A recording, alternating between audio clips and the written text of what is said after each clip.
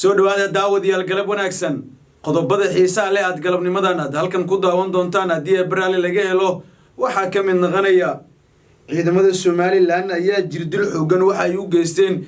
odayaal ka soo jeeda beesha Ciise haddaba sababtu maxay tahay odayaashan jirdilka loo geystay waan ku hayaa xogtaasi oo faahfaahsan sidoo kale qodobada kale ee xiisaha leh aad halkan ku daawan doontaan haddii Abraali laga helana waxaa ka mid noqonaya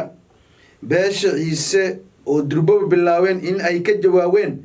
ka jawaabaan falkii ay ciidamada Somaliland ay ku kaceen oo odayaasha ay ku jirdileen xogtaasi oo faahfaahsanayaan sidoo kale halkan idin kula wadaagi doonaa sidoo kale qodobada kale ee xiisaha leh aad galabnimadan aad ku daawan doontaan haddii Abraali laga helana waxaa ka mid noqonaya dagaal aan waxba la isku reeban oo hadda markaa ka socda tuulada Xariirad Somaliland iyo waliba sidoo kale beesha Ciise ayuuna dagaalkaasi u dhaxeeya muuqaalkan ayaan sidoo kale idin kula wadaagi doonaa qodobadaas iyo kuwa kale oo faahfaahsan oo aan idin qarinayo ayaad saaxiib yaal halkan ku daawan doontaan soo dhawaada anigu waxaan ahay Abdiraxmaan Lisbon halkan aad iga daawanaysaan waa kanalkayga Macaash Media haddii aad markuu ugu horeysay fadlan kanalkan rukumo oo subscribe dheh muuqaalkan aad daawanaysiin la garaysiin share garay saaxiibada la wadaag ka mid noqo saaxiibada cusub ee nagu soo biiraya si aan u gaarno 10,000 oo subscribe like meel dheer ay gaarsiisay muuqaalkan haddii baad daawanayso waxaan si niyad leh aan kaaga codsanayn inaad muuqaalkan ila garayso si meel fog u gaaro mahsanidin hagaag aynu ku bilaawno ciidamada Somaliland ayaa waxa la leeyahay waxay jirdil xoogan ay u geysteen odayaal ka soo jeedo beesha Ciise dhowrkii maalmood u dambeeyay hore aan sidaan idin kugu sheegayba isgaadgaadtan badan ay jiro oo beesha Ciise iyo waliba soo kale Somaliland u dhaxeeyo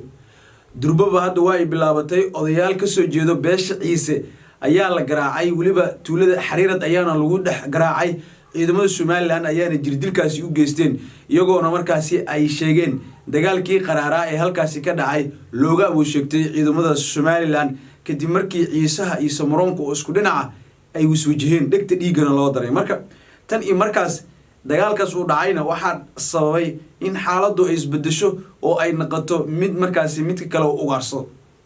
hadda waxay u muuqataa xaaladdu in barkamalay ay taagan tahay odayaashii jirdil xoogana loo geystay aad ayaan u xanuunsadeen waxaana ay sheegeen in tani ay ka jawaabi doonaan geesiyaasha ka dambeeyay beesha Ciise dhowrkii maalmood u dambeeyay waxa dhacday in xaaladda awdal iyo silil maartay xiisadooda ay soo degto oo markan isla yimaadaan tuulooyinkii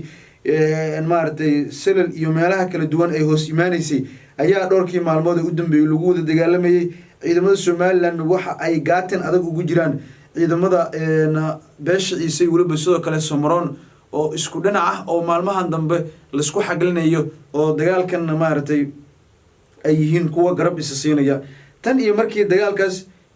uu bilowday waxa hadda soconaya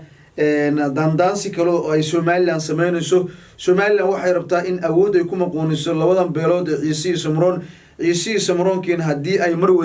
markaas heshiis wadaagi lahaayeen waxay u noqon lahayd in xaaladdu ay intaasi wax iska bedesho balse laakiin Samaroonku marba Ciisuhuna wuxuu diyaar u yahay sharci qeyrba wanaag iyo samaanba diyaar ah oo ay hore u sheegay marka haddii Samaroonku ay ogolaan lahaayeen Somaliland waa loo yaabi lahaa maxaa yeelay maamul gooni ah ciidan xuduud weyn ayay dhisan lahaayeen wayna ka adkaan karaan Somaliland marka loo fiiriyo xaqiiqdii ciidamada kuwa Ciisaha aad ay waxay u yihiin kuwa perfect geesiyaalna ay u badan yihiin marka haddii ay naqan lahaayeen beelaha oo wadaaga ah heshiis looma noolaan lahayn Somaliland marka waa taa ay hadda Somaliland ay ku dhaqdhaqaaqayso maalin dhabeed oo ay wada jirsadeen ay naqatay in Somaliland tuulada naftarkeeda hadda askarta maartay odayaasha lagu garaacay Xariirad in ay maartay ka saari lahaayeen marka xaaladdu waxa ay noqonaysaa mid haddii ay sidaan wax ku sii socdaan in ay Somaliland ay laftigeedu ay dagaalami karto waa haddii aysan beelaan aysan heshiis naqan iyadana way ka sii dhex shaqeynaysaa Somaliland iyagoo iska dhigaya inay kala celinayaan oo ay rabaan in dhulka nabad ay ka dhigaan dhanka kale qodobka kale haddii aan fiiriyaba durbaba waxa lagu leeyahay beesha Ciise waxa ay markan bilaabeenba in ay jawaab ka bixiyaan falkii ay ku kaceen beesha Ciise waa ciidamada Somaliland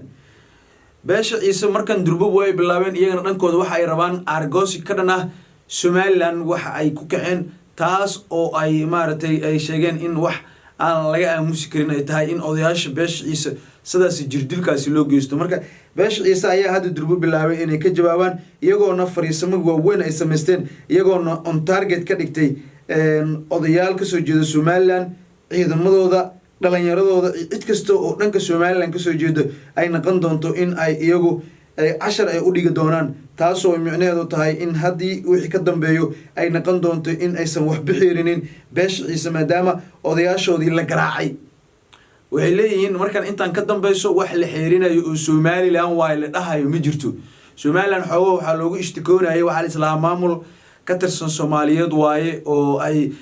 muxuu ahaa arintan ay rabaan in ay xal ka gaaraan balse laakiin taa uma muuqato oo xaaladdu waxa ay markaasi maraysaa mid aanan markaasi indhaha laga dadan karin tan iyo xilligaasina waxa ay xaaladdu tahay mid ay aad maaragtay cabsi badan ay u soo wajahday Somalilandna waxa ay markan noqon doontaa in odayaashoodii iyo qof kasta oo Somaliland ka soo jeedo uu beesha ciise uu iska ilaalin doono beesha ciise hadda waxay durbo bilaabeen saldhigyo waaweyn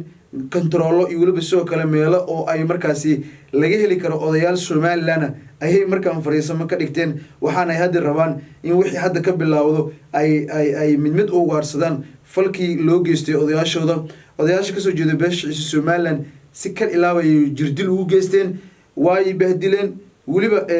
inkastoo muuqaalo laga baahin haddana waxaan helaynaa xogog hoose oo odayaashaas loo hanjabay haddii ay falal kale ay sameeyaan ay dhici doonto in midda hadda lagu riday mid ka sii fog in markaasi lagu rido Somaliland waxay ku qurux badnaan lahayd in ay ciidamada soo raadsadaan oo beesha ciise ma ahayn in odayaashaas ay jirdilaan tanina waxay kala kulmi karaan abaaqib xumo oo ay ciisuhu ay xanaaq ka qaadaan taas oo ay dhici karto in ciisuhu uusan marnaba si uusan u yeelinin oo uu markaasi naqan karto mid uu isaga maaragtay uu garaaco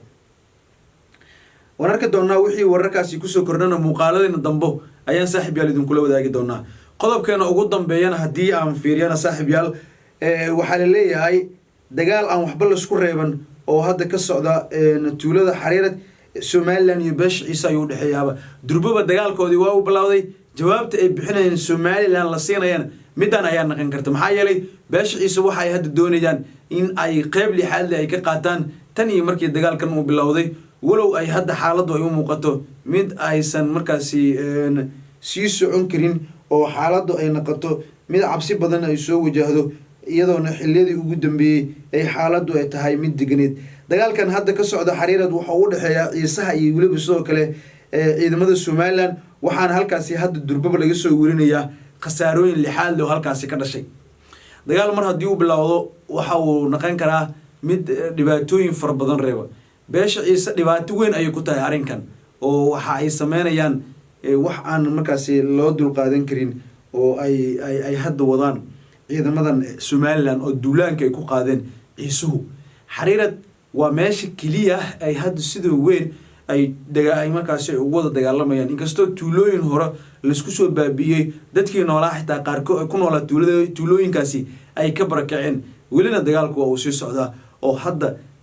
marba kasii dambeysa waxa aad arkaysaa in dagaalka uu sii qaraaraanayo oo uu sii foolxumaanayo hadda Somaliland ku soo biirtayba tan iyo markii Somaliland ku soo biirtayna dagaalku waxa uu noqday mid aanan liska markaasi aabiyeelin oo wixii doono markaasi liska adeegsanayo xaaladda hadda gobolka ama tuulada Xariirad waxa ay ku sugan tahay xaalad aan la qiyaasi karin dhowrkii saacadood ugu dambeeyeen waxa ka jirtay halkaasi xaalad alowsanaana oo ay u dhaxayso Somaliland iyo waliba soo kale beesha ciise oo ay halkaasi ku wada dagaalamayaan ilaa had inta hadda la xaqiijiyay tirada rasmiga ah ee geeriyootayna waxa markaasi lagu qiyaasayaa in dhinacyada kala duwan ay jiraan dhaawacyo iyo waliba soo kale dhimasho tiro rasmi ah oo hadda aan ilaa wadaagi karo ma jirto inkastoo dagaalka uu socdo uusan naqan mid markaasi istaagay haddana waxaa markaasi muuqato in Somaliland ay tani dhabarjab ay ku noqon doonto waa haddii ciise ay soo galaan xaalad ay noqon doonto in Somaliland kabay maaragtay ay ka dhacdo horeyna u dhacday oo Somaliland waa looga awood sheegtay ciisuhu iyo samaroonku aad ay u adag yihiin marka loo fiiriyo marka xaaladda ayaa hadda u muuqato mid aad u kacsan waxaase laga cabsi qabaa haddii ay sidan wax kusii socdaan inaanan la aamini karin inaan qofna la aqbali karin in aysan maaragtay muxuu ahaa xaaladan aysan ku jiri karin Somaliland marka loo eego xaaladda guud ee halkaasi ka jirto guud ahaan halkaas ayaan jeclahay daawadayaal inaan kusoo gabagabeeyo muuqaalkan haddii aad halkan la soo gaartay daawada waxaa tahay qof qalbi wanaagsan waxaan si naxariis leh kaaga codsanaya inaad kanalkan soo subscribe gelisid muuqaalkan like garay siina share garay saaxiibada la wadaag ka mid noqo saaxiibada cusub ee nagu soo biiray si aan u gaarno 10,000 oo subscribe ma siinidin